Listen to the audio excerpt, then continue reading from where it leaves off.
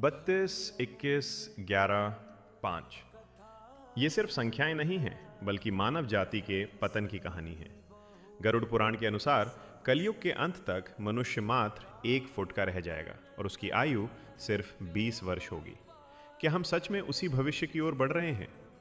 गरुड़ पुराण के अनुसार जब भगवान ने सृष्टि की रचना की, तब समय को 4 युगों में बांटा गया: सत्ययुग, त्रेता युग, द्वापर युग और कलयुग। हर युग में मनुष्य की आयु, शक्ति, कद और धर्म पालन की स्थिति अलग अलग निर्धारित की गई थी। सत्ययुग सबसे पहला युग था सत्ययुग, जिसे सत्य, तप और धर्म का युग कहा गया है। शास्त्रों के अनुसार इस युग में मनुष्य की औसत लंबाई लगभग 32 फीट होती थी और उसकी आयु लगभग 1 लाख वर्ष मानी जाती थी। मनुष्य अत्यंत तेजस्वी और दिव्य गुणों से युक्त था। त्रेता युग, इसके बाद आया त्रेता युग। इस युग में धर्म का प्रभाव थोड़ा कम होने लगा। मनुष्य की लंबाई घटकर लगभग 21 फीट रह गई और आयु घटकर लगभग 10,000 वर्ष हो गई।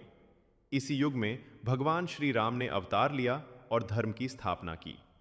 द्वापर युग, तीसरा युग था द्वापर युग, जहां पाप और पुण्य का संतुलन बराबर हो गया।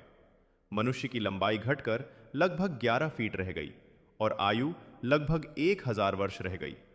इसी युग में भगवान श्री कृष्ण पृथ्वी पर आए और महाभारत जैसा महायुद्ध हुआ। और अब चल रहा है कलयुग, जिसे अधर्म और नैतिक पतन का युग माना जाता है। आज मनुष्य की औसत लंबाई केवल 5 से 6 फीट रह गई है और आयु घटकर लगभग 60 से 70 वर्ष तक सीमित हो गई है। गरुड़ पुराण में संकेत मिलता है कि कलयुग के अंतिम चरण में मनुष्य की आयु केवल 20 वर्ष रह जाएगी और उसका कद मात्र 1 फुट का रह जाएगा। जब अधर्म अपने चरम पर होगा, तब भगवान विष्णु कल्कि अवतार के रूप में प्रकट होकर पृथ्वी पर धर्म की पुनः स्थापना करेंगे।